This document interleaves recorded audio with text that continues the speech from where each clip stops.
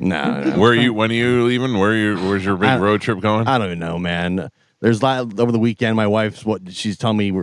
One point she was booking a trip to Utah in the car.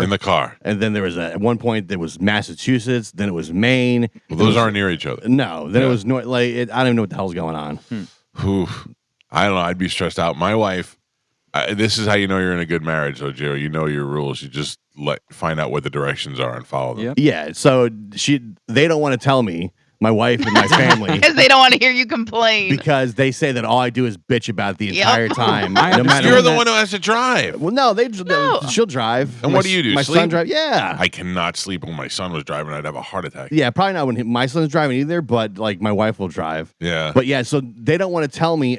I just hear like rumblings. You do bitch a lot, though. Going on. They don't want to tell me because they say that I hate everything and I complain the whole time until Wow, we would get along very well. Yeah. When I get there, they say I always seem to love it, which is true, but I complain the whole way. So maybe if you guys just, instead of driving, flew, you'd enjoy your vacations a lot more. I suggested just flying me out to meet them. Yeah. You can meet them. them. Like driving so much. I'm like, maybe you just tell me where. Don't even tell me. Just give me the plane ticket and just say your flight leaves at 7:00. Right. And get on the plane. Right. Tell me shorts or pants. Right. Yeah. Yeah.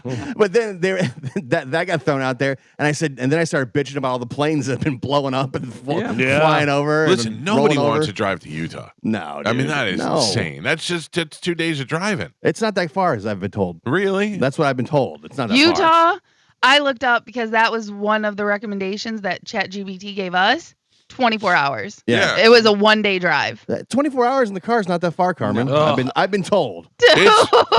Listen, I've driven to New York before, and that's not even a full 24 hours. And by the time you get to Virginia, you're going insane. Yeah, we did that last spring break. It was great. By the way, I just put in Tampa to Utah drive in Google, and it says 34 hours. Oh, yeah. Even longer. We're thinking about breaking up our drive to North Carolina, which is 10, and we're gonna You want to stop at Savannah?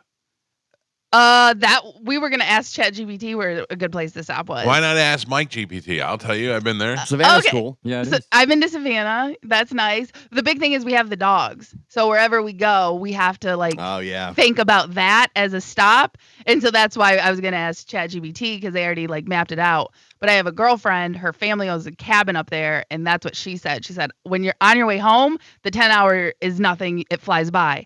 On the way up there, once you get to hour 7, you're like, we should have stopped halfway, but then you're too close. So I think we're breaking the drive up. I've been told I'm going to Boston. I've been told I'm going to Maine, back to Vermont. You're just going to get instructions a day of driving. They're going to print out a MapQuest and give it to you? It's really just stressing me out, and it puts me in a bad mood. Listen, I had to drive up I-4 during rush hour traffic on Friday. I didn't think that it could get any worse than that.